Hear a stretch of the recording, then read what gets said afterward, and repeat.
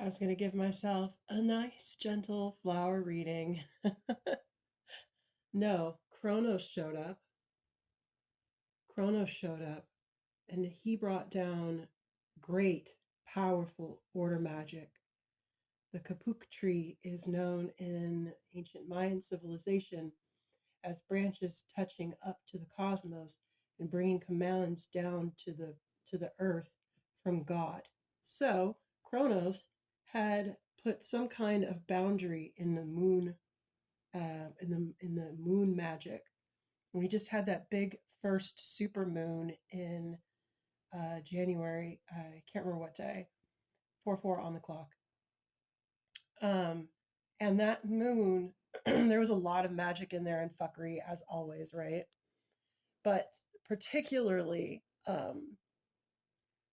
just nasty energy. A few other people were picking it up. Well, those boundaries, they made a big backfire for whoever was messing around with them.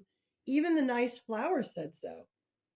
It was dangerous pleasure, and that you've got a prophecy of misfortune on you now. Um, yeah, it's not good. And then, but those who didn't fall for it or didn't do dark things during that time, you've got a key. You've got keys to abundance and the desires of your heart, and they'll flow freely. And then I was channeling something about a friend that put a post up about 144 about a bird of paradise today, and then the card that came out last was bird of paradise, and that's a symbol of liberty. So, congratulations, those who didn't throw any dark, nasty magic up during this last moon cycle. And, my condolences who didn't.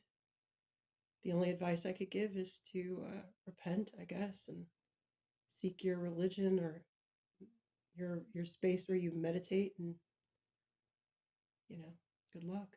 I'm sorry.